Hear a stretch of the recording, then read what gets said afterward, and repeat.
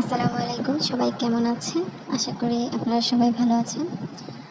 এই কেকটার ব্যাপারে আমি পেজে একটা প্রশ্ন করেছিলাম যে কে বলতে পারবেন এই কেকটার ফ্লেভার কী ছিল। এই হলো উত্তর। কেকটা ছিল red velvet cake, cream cheese ফ্রস্টিংয়ে, এবং এটা অথেন্টিক রেড ভেলভেট কেক ছিল।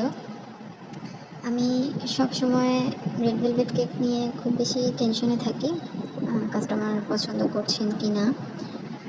কারণ আমাদের দেশীয় টেস্ট বাডের সাথে কেন যেন ময়েস্ট কেকটা খুব একটা যায় না। বেশিরভাগ মানুষই তুলার মতো নরম ওই স্পঞ্জ কেকটাই পছন্দ করে থাকেন। আমরা প্লেন কেক যেমন খাই, ওইটা তো স্পঞ্জ কেকের মতো এতটা সফট আর স্পঞ্জি হয় না।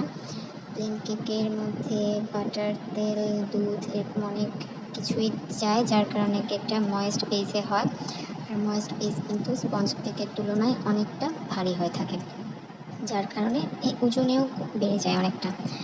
তাই আমরা রেড ভেলভেট কেকটা মিনিমাম 1.5 পাউন্ডের মধ্যে অর্ডার নিয়ে থাকি, কেননা 1 পাউন্ড কেকটা খুব ছোট হয়ে থাকে। 1.5 পাউন্ডের কেকটা হচ্ছে কি আপনার 1 পাউন্ডের মতো হয় আর কি দেখতে। ওজনে কিন্তু আপনারা 1.5 পাউন্ড কি অলমোস্ট 2 পাউন্ডই পেয়ে যাবেন।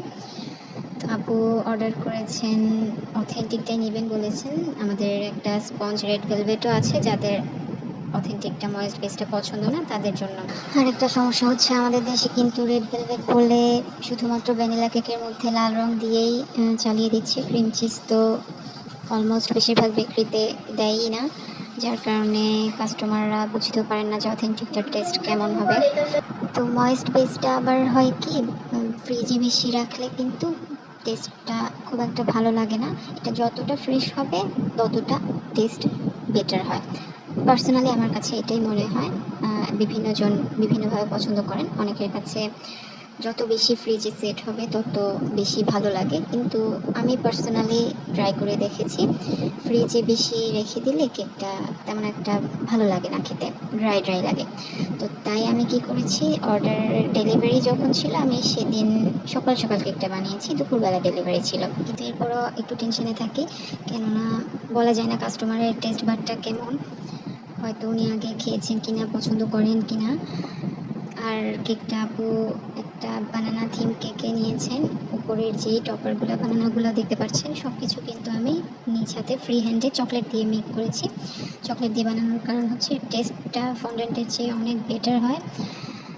এই তো রেফারেন্স পিকচার কিন্তু উপরের বড় বানানাটা ছিল না, ওইটা আমি নিচ থেকেই করেছি। কিছু কাজ আমি নিচ থেকেই করে দিয়েছি, ওখানে একটা প্রিন্ট করা ছিল, এবং ওয়ানটাও কিন্তু ছিল না, ওয়ানটাও আমি নিচ থেকে করেছি। আপু বলেছিলেন একটা ওয়ান যেন দিই, প্রিন্ট হলেও হতো।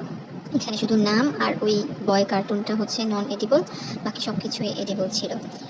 আর আপু খুব বেশি পছন্দ হয়েছিল ডিজাইন এবং টেস্ট, আলহামদুলিল্লাহ। আমার কাছে সবচেয়ে বেশি কিউট লেগেছিল ওয়ানে যে একটা পিচ্চি একটা বানানা দিয়েছি না, ওইটা অনেক বেশি কিউট লেগেছে। এই তো আপনাদের সাথে রিভিউটাও শেয়ার করলাম, কেমন লেগেছে জানাবেন।